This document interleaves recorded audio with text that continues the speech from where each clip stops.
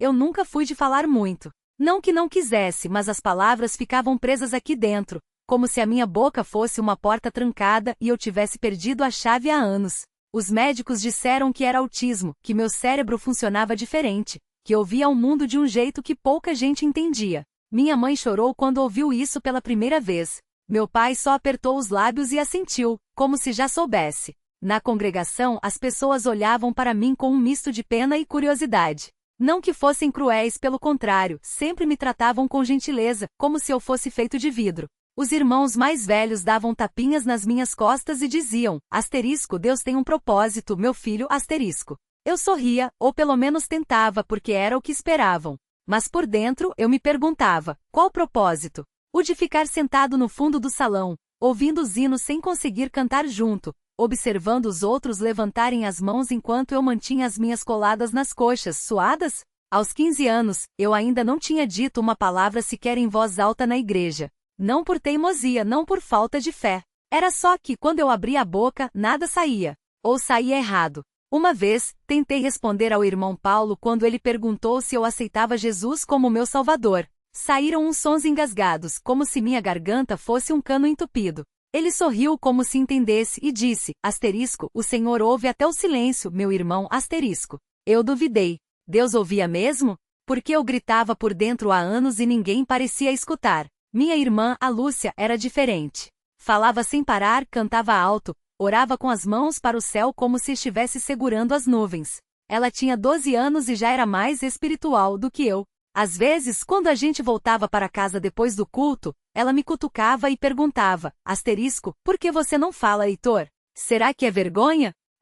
Eu balançava a cabeça, porque não era vergonha. Era medo. Medo de errar, de ser julgado, de confirmar o que todo mundo já pensava, que eu era estranho, que tinha algo de quebrado em mim. Até que veio aquele domingo. Era um dia quente, daqueles em que o ventilador da igreja só empurrava o ar de um lado para o outro sem refrescar nada. Eu estava no meu lugar de sempre, entre meu pai e minha mãe, olhando para o chão de cerâmica branca que refletia a luz das janelas altas. O irmão Marcos estava pregando sobre a história de Moisés, como ele gaguejava e mesmo assim Deus o usou. O Senhor não escolhe os capacitados, ele capacita os escolhidos, ele disse batendo a Bíblia na mão. Eu já tinha ouvido isso antes, mas dessa vez foi diferente. Foi como se alguém tivesse cutucado alguma coisa dentro de mim. De repente senti um calor no peito, como se alguém tivesse acendido uma lâmpada por dentro. Minhas mãos começaram a tremer. Eu apertei os joelhos com força, tentando me controlar, mas era como se algo estivesse subindo pela minha garganta, empurrando, exigindo saída. Minha respiração ficou ofegante. Minha mãe notou e segurou meu braço, assustada. Heitor, você está bem? Eu não respondi. Não podia. Porque pela primeira vez na vida, eu precisava falar. Levantei-me. As cadeiras rangendo chamaram atenção. Alguns irmãos viraram para trás, outros continuaram olhando para frente, como se fosse normal um garoto de 15 anos se levantar no meio da pregação. O irmão Marcos parou de falar. O silêncio na igreja foi tão abrupto que deu para ouvir o zumbido do ventilador. Eu abri a boca. E então saíram palavras. Não foram palavras bonitas, não foram um sermão, não foram nada do que eu tinha ensaiado 1000 vezes na minha cabeça. Foram palavras quebradas, engasgadas, mas eram minhas eu quero. Jesus, minha voz soou rouca, como se eu não a usasse há anos. Eu quero falar. Por favor. Não fazia sentido, eu sabia. Mas não conseguia parar.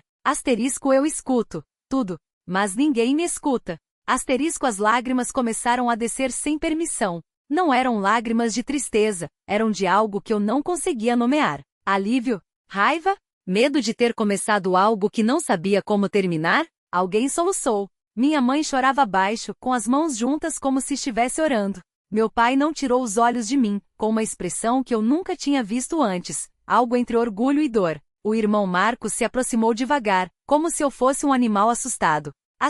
Fale, meu filho. O Senhor está ouvindo. Eu balancei a cabeça, porque não tinha mais palavras. Ou tinha demais. Não sabia. Então, fiz a única coisa que me veio à mente. Levantei a mão e toquei o próprio peito, bem onde a dor latejava. Não era um gesto dramático, era instintivo, como quando criança eu apertava o joelho machucado para ter certeza de que ainda estava lá. Asterisco aqui, asterisco, sussurrei. Asterisco aqui é onde dói.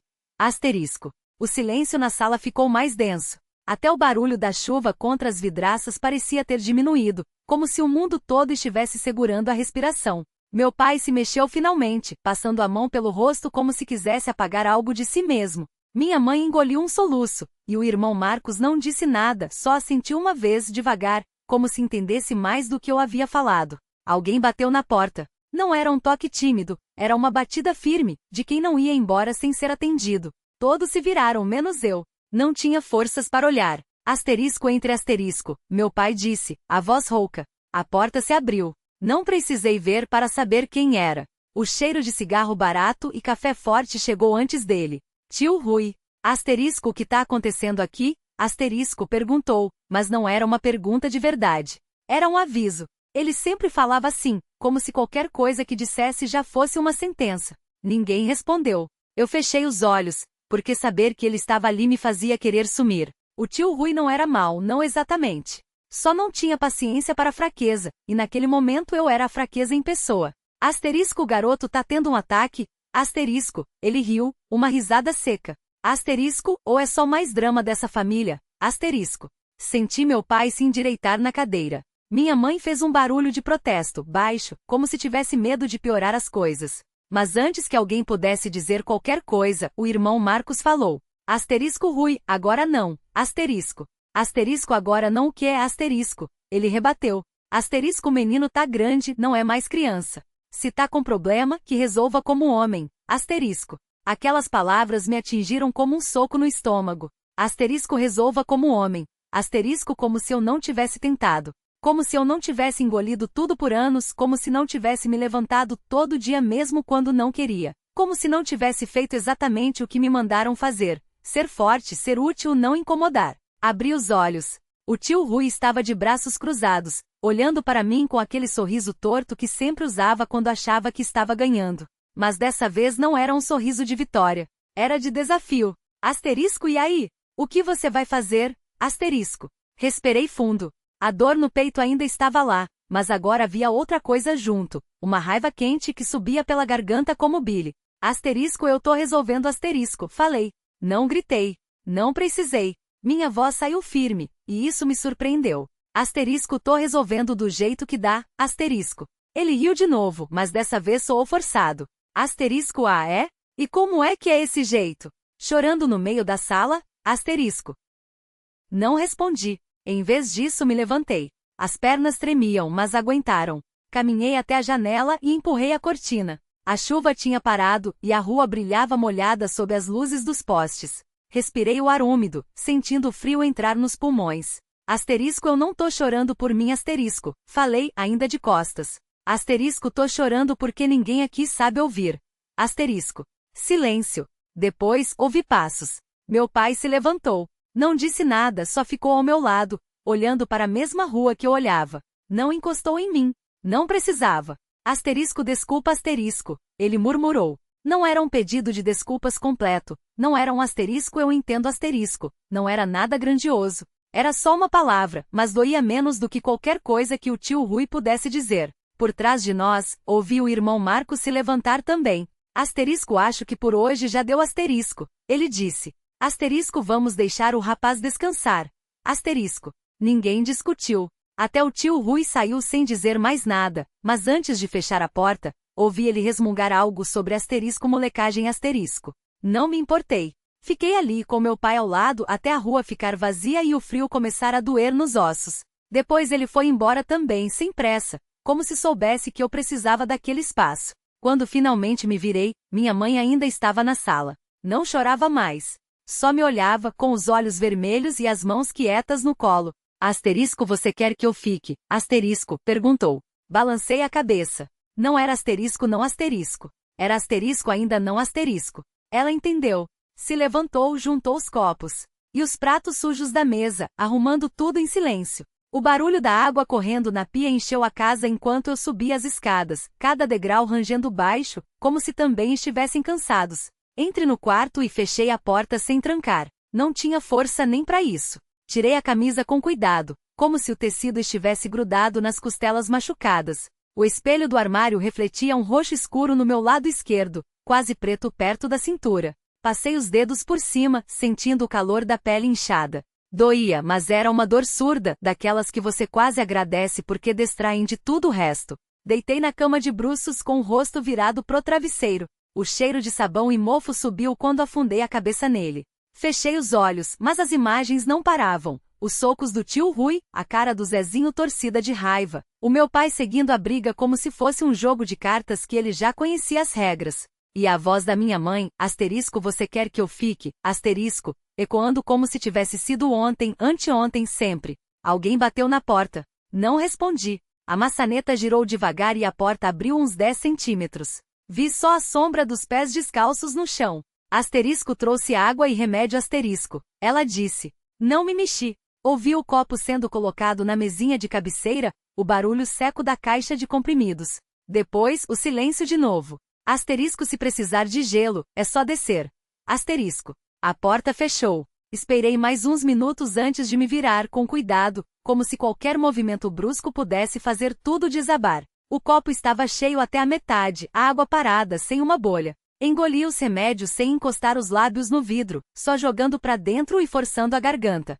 O gosto amargo ficou presado na língua. Deitei de costas, olhando pro teto. A lâmpada estava apagada, mas a luz da rua entrava pela fresta da cortina, desenhando uma linha fina no escuro. Pensei em ligar o celular, ver se tinha alguma coisa, mensagem, notícia, qualquer coisa que provasse que o mundo ainda girava lá fora. Mas não mexi. Deixei o aparelho mudo dentro da gaveta da mesinha, onde tinha jogado horas antes. Alguém passou na rua gritando alguma coisa, uma risada alta que se perdeu rápido. Ouvi o latido do cachorro do vizinho, aquele som rouco que ele fazia quando sonhava. Depois, só o zumbido do ventilador de teto, girando devagar, como se também estivesse com medo de acordar alguém. Não sei quando dormi. Só sei que acordei com a luz do sol batendo direto nos olhos, quente demais para ser tão cedo. Virei a cabeça e vi o copo vazio, os comprimidos espalhados na mesinha, tinha derrubado sem perceber. Levantei com a boca seca, os músculos duros como se tivessem secado durante a noite. Desci as escadas devagar, segurando no corrimão. A casa cheirava a café e pão torrado. Minha mãe estava na cozinha, de costas, mexendo alguma coisa na panela. Não vi meu pai. Asterisco bom dia asterisco. Ela disse, sem virar. Asterisco bom dia. Asterisco. Peguei um copo limpo e enchi de água da torneira. Bebi tudo de uma vez, sentindo a garganta arder. Ela deslizou um prato para mim com pão e manteiga. Asterisco come. Asterisco. Não estava com fome, mas comi. O pão estava quente, quase queimando os dedos. Mastiguei devagar, olhando pela janela. O céu estava claro, daquele azul rasgado de verão que faz você esquecer que ontem existiu. Asterisco seu pai saiu cedo asterisco. Ela falou. Asterisco disse que ia no mercado. Asterisco. Assenti. Não perguntei se ele tinha dito mais alguma coisa. Asterisco e o Zezinho? Asterisco. Asterisco não sei. Acho que foi pra casa da mãe dele. Asterisco. Ficamos calados. O relógio da parede fazia um asterisco tic-tac asterisco alto, como se estivesse contando segundos para alguma coisa que a gente não sabia o que era. Asterisco você vai sair hoje? Asterisco, ela perguntou. Balancei a cabeça, negativo. Não tinha para onde ir. Ela lavou a panela, enxugou as mãos na toalha. Quando se virou, tinha uma bolsa de gelo embrulhada num pano na mão. Asterisco para você não esquecer. Asterisco. Peguei sem olhar. O frio queimou quando encostei no lado do corpo. Fechei os olhos por um segundo, respirando fundo. Asterisco obrigado. Asterisco. Ela não respondeu. Só passou por mim, saindo da cozinha. Ouvi os passos dela subindo as escadas, o barulho da porta do quarto fechando. Fiquei ali com o gelo. Fiquei ali com o gelo pressionado contra as costelas, sentindo o tecido da camisa grudar no machucado. O frio aliviava, mas doía também, como se o corpo estivesse lembrando que ainda estava inteiro, mesmo depois de tudo. A cozinha cheirava a comida queimada e sabão. A panela que ela tinha lavado ainda pingava água na pia. Pensei em secar, mas não me mexi. Em vez disso, deixei o braço cair ao lado do corpo, o gelo escorregando um pouco. Não tinha força nem para segurar direito. O relógio continuou marcando. Asterisco tic-tac. Tic-tac. Asterisco como se estivesse com pressa. Lembrei do rosto do cara no bar. Não era a primeira vez que a gente se esbarrava, mas dessa vez ele não segurou a mão. Veio com tudo, sem aviso. Eu até entendi, de certo modo. As coisas andavam tensas. Todo mundo com a faca e o queijo na mão, só esperando o motivo. Mas não adiantava pensar nisso agora. O que estava feito, estava feito. A porta da frente rangeu. Não era ela, a mãe dele já tinha subido. Devia ser o velho voltando do trabalho. Ouvi os passos pesados no corredor, a chave batendo na mesa da entrada. Ele parou na porta da cozinha, me olhou de cima a baixo. Asterisco tá vivo, então. Asterisco. Não respondi. Ele não esperava a resposta mesmo. Abriu a geladeira, pegou uma cerveja. O som da lata abrindo cortou o silêncio. Tomou um gole longo, limpou a boca com o dorso da mão. Asterisco, e aí? Resolveu alguma coisa? Asterisco. Asterisco não. Asterisco. Ele balançou a cabeça, como se já soubesse. Bebe outro gole. Asterisco, você precisa arrumar isso. Não pode ficar assim, todo dia uma nova. Asterisco. Asterisco, tô ciente. Asterisco. Asterisco, ciente não paga aluguel. Asterisco. Ele se encostou no balcão, cruzando os braços. A camisa do uniforme ainda tinha manchas de graxa nas mangas. Asterisco, o que você quer que eu faça? Asterisco, perguntei. Asterisco, não sei, filho. Mas alguma coisa. Asterisco. Ficamos assim por um tempo. Ele terminando a cerveja, eu com o gelo derretendo entre os dedos. A água escorria pelo meu braço, pingava no chão. Asterisco, vou dormir, asterisco. Ele disse por fim, jogando a lata vazia no lixo. Ouvi os passos dele subindo as escadas, mais lentos que os dela. A casa ficou quieta de novo, só o relógio e o som da água caindo no ralo. Joguei o pano com o gelo na pia. A dor latejava, mas já não era tão aguda. Puxei a cadeira e me sentei, apoiando os cotovelos na mesa. A madeira estava fria. Pensei em ligar para alguém. Mas não tinha ninguém. Ou melhor, tinha, mas não adiantava. As pessoas que sobravam eram as que já tinham visto o pior de mim e mesmo assim não tinham ido embora. Ou as que não ligavam mais.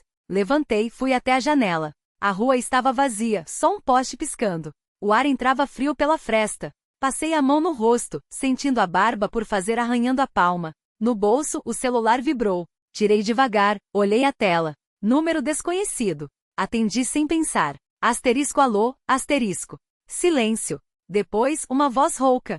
Asterisco, você tá em casa? Asterisco. Não reconheci de primeira. Mas tinha algo familiar na entonação, como se a pessoa já tivesse me visto quebrar a cara antes. Asterisco, quem é? Asterisco. Asterisco, a gente precisa conversar. Asterisco, a voz baixou. Asterisco, sobre ontem. Asterisco. Segurei o telefone com mais força. O dedo doía onde tinha batido na parede. Asterisco, onde? Asterisco. Asterisco, meia hora. Bar do Zé. Sozinho. Asterisco. Desligou antes que eu pudesse responder. Fiquei olhando para a tela apagada. O bar do Zé ficava do outro lado da cidade, perto do rio. Lugar de gente que não queria ser vista. Respirei fundo. A dor nas costelas pulsou de novo. Peguei a chave do armário, a carteira e o casaco. Antes de sair, olhei pro relógio. Meia hora. Dava tempo. Fechei a porta sem fazer barulho. A noite estava quieta, como se estivesse esperando. A rua vazia brilhava sob os postes queimados, sombras alongadas se arrastando como se quisessem me puxar de volta. O carro estava onde sempre, no mesmo canto da garagem com o farol esquerdo piscando fraco como um aviso. Liguei o motor e o barulho rouco encheu o silêncio. A dor no peito apertou quando virei o volante, mas ignorei. O rádio chiava baixinho, uma voz distante falando de tempestade. Passei pelo mercadinho da esquina, as luzes amarelas manchando o asfalto. Lembrei do Zé dizendo que aquele lugar era asterisco, mas neutro pra quem? A mão suava no volante. Cheguei antes do combinado. Estacionei longe de onde podia ver a entrada, 2 mesas ocupadas, um homem encostado no balcão com um copo na mão. Ninguém olhava pra mim. Desci devagar, a porta rangendo. O cheiro de cerveja azeda e fumaça colou na garganta. Alguém tossiu no fundo. Asterisco ali. Asterisco, uma voz atrás do jornal abaixado. Sentei. O copo já estava na mesa. Cheio.